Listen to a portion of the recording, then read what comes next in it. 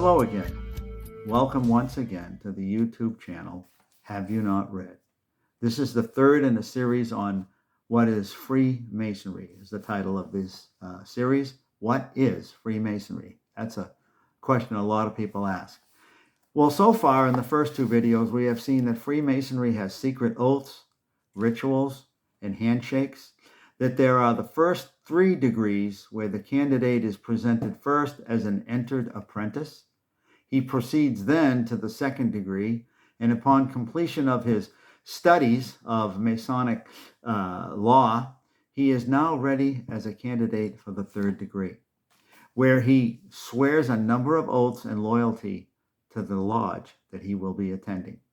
Upon completion of the 3rd degree, he is now considered a Master Mason. Now let's look at a couple of things here before we move on.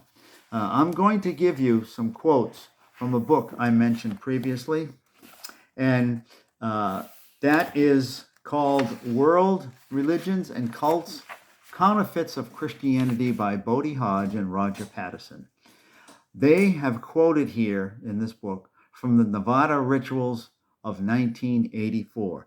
So I want you to listen to these oaths, because a Mason must swear them as they progress from degree to degree. They have to repeat these at every degree. So consider the penalties of the obligations of the Nevada Ritual of 1984. To all of which I do solemnly and sincerely promise and swear, without any hesitation, mental reservation, or secret evasion of mind in me whatsoever, binding myself under no less a penalty than that of having, and here's the 1st degree, my throat cut across, my tongue torn out, and my body buried in the sands of the sea at low water mark, where the tide ebbs and flows twice in 24 hours, should I ever knowingly or willfully violate this, my solemn obligation of an entered apprentice. Next, at the fellow craft degree, my left breast torn open, my heart and vitals taken thence, and with my body given as a prey to the vultures of the air, should I ever knowingly or willfully violate this, my solemn oath and obligation of a fellow craft. And when they proceed to the 3rd degree, my body severed in twain, my bowels taken thence, and with my body burned to ashes, and the ashes thereof scattered to the 4 winds of heaven, that there might remain neither track, trace, nor remembrance among man or Masons of so vile and perjured a wretch as I should be, should I ever knowingly or willfully violate this, my solemn obligation of a Master Mason. Folks, those are some very serious oaths, and they are done in the Blue Lodge of Freemasonry. And while each lodge has its own self-determining principles, many, if not most, or all lodges hold to familiar sworn oaths for each level of Freemasonry. Now, Freemason lodges are limited to only men. Women are not allowed in Freemasonry lodges, although I have heard that that might be changing. It is referred to as a brotherhood. Freemasonry is referred to as a brotherhood. Now, as some differences have developed over the centuries between lodges, the first 3 degrees that we have seen in these videos are common among them. And while statistics are difficult to number because of the vast number of lodges, there may be as many as over 100 different rites and 1,500 different degrees or grades connected to Freemasonry. Now, the Scottish rites may have some differences with the Blue Lodge, and the York Rite Masonry has some differences as well. Now, Freemasonry has some problematic contradictions in how they determine how the lodge will be run. And while Freemasonry claims to believe in a supreme being, great architect of the universe, there are vast differences in their approaches, and not all lodges believe in the same supreme being.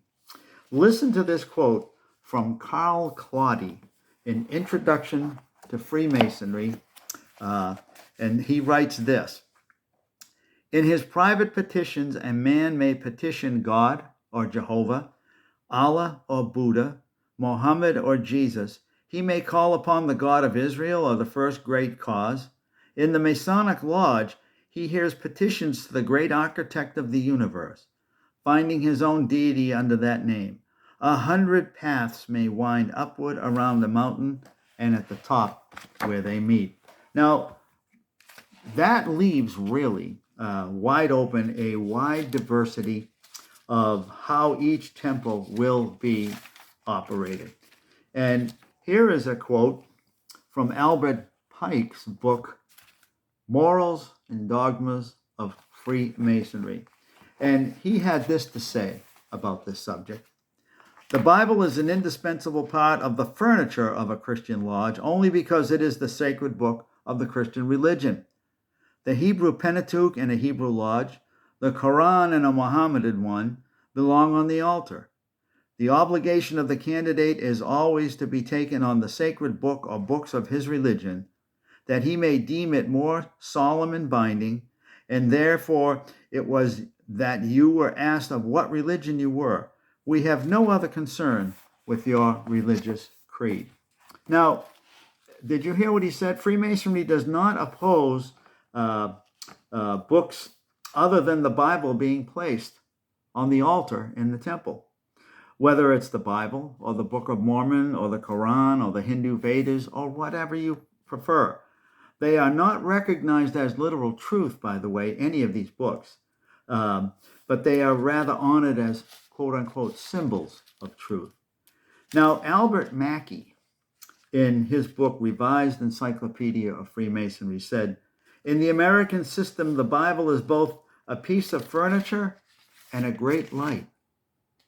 In Coyle's book, The Masonic Encyclopedia, he wrote, the prevailing Masonic opinion is that the Bible is only a symbol of divine will, law, and revelation, and not like it, its contents are divine law.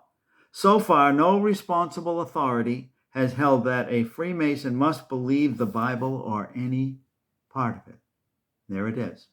So what we see, and there are so many more similar quotes, I could be here for hours, is that whatever religious book is on the altar of any lodge or temple is really considered no more than just a piece of furniture, like a table or a lamp. And believing it is truth is not binding on any Freemason. In fact, the truth is that in Freemasonry, no matter what religious book is on the altar, and when it comes right down to it, Masonry is the only divine truth and authority that must be obeyed.